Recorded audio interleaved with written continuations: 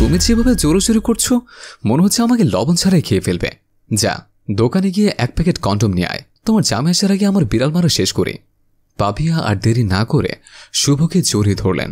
শুরু হয়ে গেল বিড়াল মারার যুদ্ধ। পাপিয়া বাসর ঘরে বউ সেজে বসে আছে, লম্বা একটা ঘোমটা দিয়ে। এদিকে নওশা সেজে মুন্না পাশে এসে বসলেন। মুন্না নতুন বউকে দেখে দিশাহারা হয়ে আস্তে আস্তে মাথার ঘোমটা সরিয়ে দিলেন। পাপিয়া লাজুক লাজুক চোখে মুন্নার দিকে তাকালেন। মুন্না লজ্জা পেয়ে অন্যদিকে মুখ ঘুরিয়ে রাখলেন। মুন্নার এই অবস্থা দেখে পাপিয়া বললেন, এ কি, বাসর ঘরে লজ্জা পাওয়ার কথা বউয়ের, এখন তো দেখছি উল্টো আমার স্বামী লজ্জা পাচ্ছে। পাপিয়ার কথা শুনে মুন্না বললেন, আসলে প্রথম প্রথম বিয়ে তো, তাই একটু লজ্জা করছে। 2-1 বার তোমার সাথে কথা বললে ঠিক হয়ে যাবে, আর লজ্জা থাকবে না।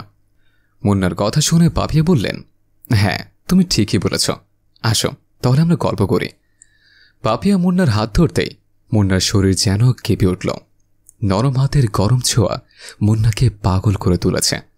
মুন্না দেশে মিশে না পেয়ে পাপিয়াকে জড়িয়ে ধরলেন। পাপিয়া একটু বিরক্তি বোধ করল। মুন্নাকে বললেন, তুমি যেভাবে জোরাজোরি করছো মনে হচ্ছে আমাকে লবণ ছাড়াই খেয়ে ফেলবে। পাপিয়ার কথা শুনে মুন্না বললেন, লবণ আনার সময় কই, লবণ ছাড়াই তোমাকে খেয়ে ফেলতে চাই। এবার পাপিয়া বললেন, ঠিক আছে, তুমি যেভাবে খুশি সেভাবেই খাও, আমার কোনো সমস্যা নেই, তবে প্যাকেট এনেছ? প্যাকেটের কথা শুনে মুন্না বললেন, প্যাকেট? কিসের প্যাকেট?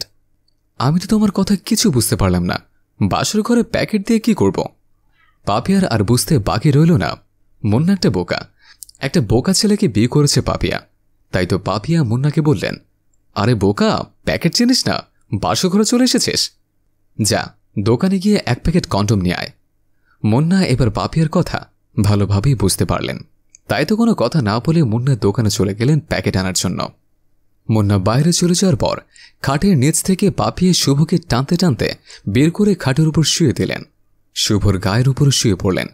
বলতে লাগলেন, দেখলি আমি তোকে কতটা ভালোবাসি, আমার স্বামীকে প্যাকেট আনার বাহানায় দোকানে পাঠিয়ে দিয়ে তোর সাথে বাসর করব। মনে আছে আমি একদিন বলেছিলাম, আমি যদি 10টা বিয়ে করি বাসর কিন্তু তোর সাথেই করব।